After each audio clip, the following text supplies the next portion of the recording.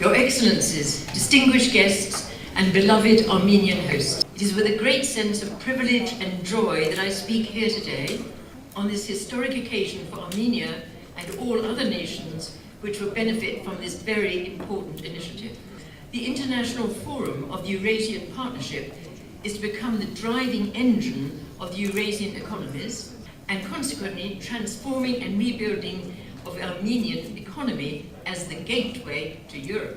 The time is right, the time is now, because the Chinese New Silk Road Initiative and the expanding Russian engagement will change dramatically the economy of the entire Eurasia, creating unprecedented prospects for economic growth, and with that growth, for greater prosperity for all people, and the greater security which is associated with honourable economic interests. It's so exciting to see how the new Silk Road is fast becoming the momentous macroeconomic engine of the entire Eurasian sphere. China and Russia are the key nations promoting this transformational initiative, and Europe will be a prime beneficiary.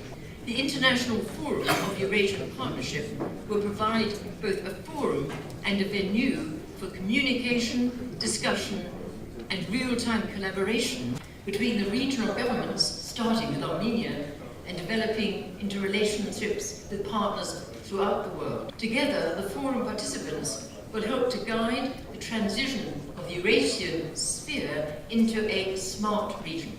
That is an economic zone based on high technology rather than natural resources. And given the prominence of both government and private sector participation, the forum will provide unique venues for enhancing bilateral and multilateral cooperation for business leaders and communities in the EAEU, the CIS, the SCO, the BRICS countries, as well as the West. In this context, the global and regional macroeconomic transformation, there is an urgent imperative to transform Armenia into a smart region and the key to similar transformations throughout Eurasia. Historically, in the days of the original Silk Road, Armenia was the linchpin connecting East and West. There's no reason why Armenia should not return to this historic road. But for that to happen in the 21st century, Armenia must transform itself into a smart region leader. Then, establishing Armenia as the gateway to the entire Eurasian sphere, the center for this region-wide financial and other business activities, will provide the key for the meaningful cooperation with Russia, China, the EU, the United States, and the Arab world. And my friends, I have every confidence that the Armenian people have the capabilities to achieve this critical position.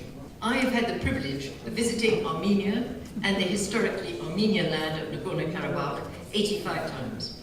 Many during the darkest days of the early 1990s, when Armenians suffered the double assault of nature and neighbors. The earthquake, which hit central Armenia, took tens of thousands of lives and inflicted injuries on countless other people and devastated the region. During my earliest visits to Yerevan, there was only electricity for 1 hour a day and desperate food shortages. My heart broke when I saw elderly women having to queue for bread and then to climb multiple flights of stairs in the dark, as there was no electricity in the blocks of flats or apartments. During the war in Karabakh, when Azerbaijan tried to drive the Armenians from your land, I used to count 400 Grad missiles a day being poured onto the little city of Stepanakert, and aerial bombardment of civilians in towns and villages. They looked like Aleppo looks today.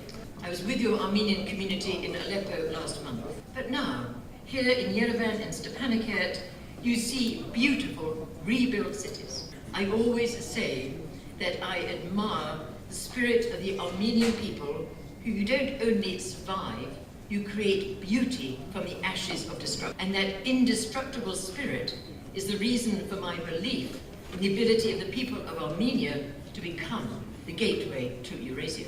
And In recent years, I've been so impressed and inspired by the ways in which that spirit has been demonstrated in education and achievement of your younger generations. Also, in war-torn Karabakh, you find dramatically powerful museums. There's a heartbreaking museum to the fallen and missing soldiers, but stunningly beautiful new museums rising like a phoenix from the ashes. Museums of art, of traditional crafts, and latest contemporary geology. And there's therefore no reason why such skilled, creative, educated people will not reclaim the leading global role you deserve and you can attain. Of course, Armenia has problems, from closed, hostile borders to lingering conflicts. However, as I have witnessed personally over the years, Armenians are such resourceful people, and with the help of experts, you will solve those problems, including, I believe, the constant threats to the people of Nagorno-Karabakh or Artsakh. Therefore, as I begin to draw to a conclusion, may I emphasize, I believe it is the time now for Armenia to reclaim its historic role as the linchpin connecting East and West, as the new Silk Road returns to facilitating and dominating Eurasia's macroeconomy. It's also high time that Armenia transforms into that smart region, adopting futuristic high technologies as the basis of its economy, to emerge as the economic, scientific powerhouse, and thus the gateway to the entire Eurasian sphere. I am not an Armenian, unfortunately, but on the basis of my long-standing experience of Armenian people, as you have endured the darkest days of earthquake and of war, I have every confidence that the first international forum of the Eurasian Partnership is the beginning for attaining this key role for Armenia as that gateway to the entire Eurasian sphere, the very center for regional-wide financial and other business activities. And I'd like to finish with a personal word of appreciation and tribute. While I respect enormously the amazing range of people who are here with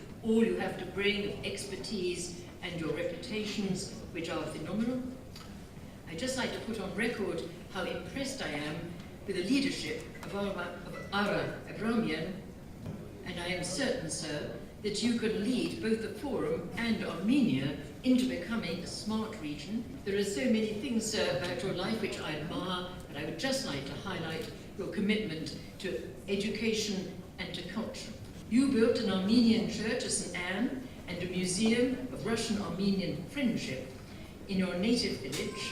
You also supported the building of a school, furnished with the latest modern equipment, and I gather a similar school project is initiated in Stepanakert. And you pay particular attention, sir, to education, especially teaching the Armenian language in the native communities residing in Russia, with the aim to preserve your precious language. In my life, there are two kinds of heroes, whom I admire with all my heart. There are the heroes of war, who hold front lines of faith and freedom for the rest of the world. You Armenian people held that front line in the Holy Land of Karabakh.